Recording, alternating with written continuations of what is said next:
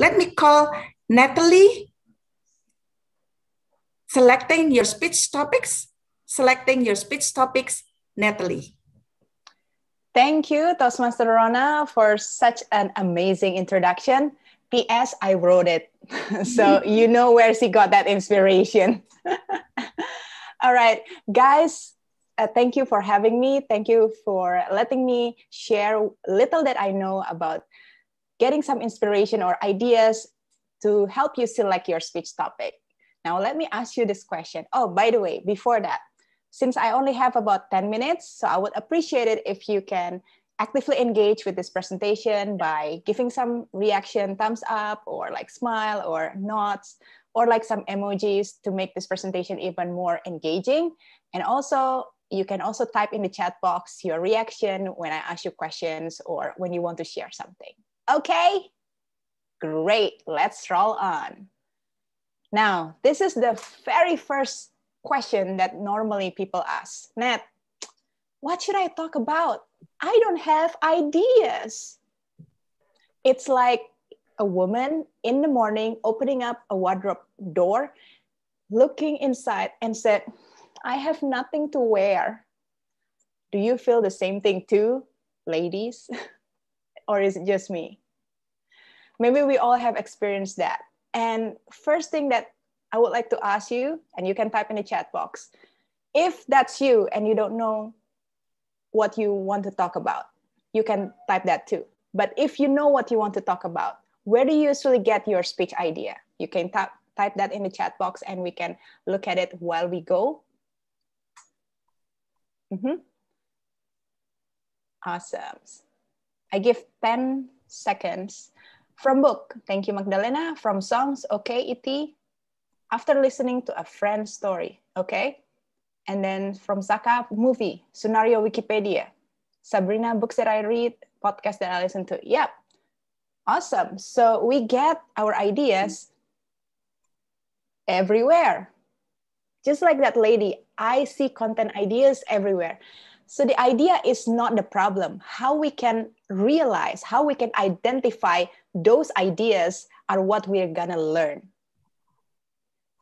First thing first, the easiest way to get the idea is from you. It starts with you. Your interests, your background, your expertise, your experience, your friends, families, your dreams, anything that's within you, within your life, is the easiest way for you to get idea. If you're speaking about a topic that is familiar for you, and also you have high interest in sharing that, that will be a type of topic that normally will have a higher success rate with your audience. So if you're not compassionate or if you don't have that credibility to talk about that topic, why should people listen to you? So it's always start with you. You don't have to look elsewhere. You need to look inside. What are some things that I am interested in that maybe other people are interested in too? Can I share some of my stories that hopefully can motivate or inspire people? Think about that while we go. Now, in book Talk Like That, the author Carmen de Gallo, she interviewed about 500 TED speakers, and she summarized 9 points of the secret of public speakers. So the first secret that she shared in the book is passion. Speak what you are passionate about. When you are speaking about something that you are connected with, then you can really go into the topic and you can really put in the effort to prepare for your topic. Because sometimes people think that public speaking is only about speaking, but no, public speaking is from preparing, practicing, and also performing or speaking. So it's like one full process. First thing first, speak what you are passionate about. It can be from you and from your life. And then build connection with your audience. Because when you're speaking, it's not just about you, it's also about your audience and how you can give value to your audience. Now, there are so many ways to build connection with your audience, but today I only covered topics I only covered things that related to selecting your speech topic. So to consider your audience when selecting your topic, there are two sides. First, you need to know what you want to say. That is your ethos, that is your speaker's credibility, your expertise, your passion, your life, the story of your life. And then you need to consider your audience needs, what they are interested in, the knowledge level or the background of your audience. And when both of them meet, that's where engagement happens. So imagine if you are like Sabrina, you are studying tax, and you're talking about tax in a non-finance or non-tax accounting background. It will be so boring if you can't spice it up and make something that's relatable to the audience. So find that relatable points with your audience. Stay relevant and appropriate. Imagine if this grumpy old man is in one of your audience or your audience. Consider their interests, consider their background, their knowledge, consider also audience size and audience demographic, event and occasion. For example, in the Zoom meeting, the interaction is kind of limited because I can only see you to the camera and at the screen. But in the more in-person meeting, more body language can be used, eye contact, and the engagement can be done in many different ways. So you can also consider the audience size. If it's a more smaller or intimate audience, make sure that the engagement level can be made higher. For example, when you're sharing your topic, you can also ask questions, ask them to respond, ask them to share something, their opinions. And yeah, find that relatable points with your audience.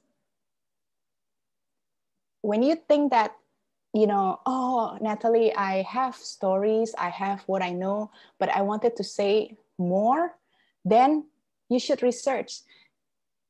And make sure that you research and use references from respectable sources. So you can quote or, take some nuggets of gold from books, newspaper, or magazines. Sorry. Oops. My apology, my screen was frozen. Okay, let me. Yep, from also video and YouTube, from podcasts, because I saw some of the responses before was from books, from podcasts, from Wikipedia, from videos. And you can also quote biography or famous saying from those peoples that people look up to, like celebrities or public figures, things that we can all learn from the expert of their own field. And that will add some credibility also, especially if you wanted to share something that is informative, that has to be, has to have like some knowledge points or knowledge value to your audience. Okay, now the third thing. So after you start with you, finding your topic, and then you also consider your audience, then the third thing is also you need to remember ideas are here. They are abstract, but you also need to understand what is the purpose of your speech or your presentation. Is it to inform your audience about something? Is it to persuade them to take action, to do something? Or is it to inspire them, to have them change their mind on something? Or is it to entertain them, make them impressed with you or make them feel entertained? As an audience, we all wanted to take home something. So whether it's a new information, whether it's like a new perspective, a new ideas, make sure your speech has a purpose, general purpose, one out of this four, or maybe two out of this four that could work together. And your speech also have like a specific purpose. For example, if you want to make a speech about persuade people to do 3R, reduce, reuse, and recycle, then what kind of topics that can be quite fun and quite engaging for you to talk about? You need to also make sure to add call to action at the end because you want them to take action to do something. So it really depends on the speech purpose and how you can fit that pieces of puzzle into the equation. Now, this is my tip. When you have some ideas and you want to filter, should I talk about this idea or not? Can I turn this into a speech topic or not? So I always ask myself these 3 questions. Does this make me think? Does this make me feel something? And does this urge me to do something? So for example, I wanted to talk about a woman empowerment. But what kind of topic can I speak about woman empowerment? Oh, I recently met this lady and she went through abusive relationship. She was a single woman, a single parent, but she really have that hope and have that tenacity to live. It made me think, man, I want to be like her. And it made me feel something. I felt inspired. I felt like, oh, wow, even with all of those challenges, she could still go on. Life is about moving forward. And it urged me to do something. So for example, what I did was when someone came to me and asked for help, I can always spare some of my time to give a help because apparently sometimes that's what people need. So remember, when you have ideas, try to filter it by asking these 3 questions and by asking also, what's in it for my audience? Okay. All right. Sorry, timer. Let me just wrap it up. Now, quick tip number 2 is how to translate your ideas into something concrete. Because ideas are here, but something concrete is something that you can see and something that you can work on. For me personally, you need to understand yourself. Knowing yourself is the beginning of wisdom. That's what Aristotle said. So if you are a more visual and art kind of person, you can do a mind map. So this is an example. If you want to talk about global warming, you can do a mind map. If you're more like me, who likes to write, I would write my bullet points or sentences or anything that struck me. Sometimes I type, sometimes I write with my pen. Anything that you can see and that can help you to start your speech. And if you're more into audio and you need to talk, so you can brainstorm while having conversation with your friend, or you can record yourself when you had that when your inspiration struck you. Okay, overall, it starts with you. The ideas are everywhere. It starts with you, look inside you. And then second, it's not just about what you can share or what is your experience, your expertise, and your passion. Consider also your audience level, and your audience reception.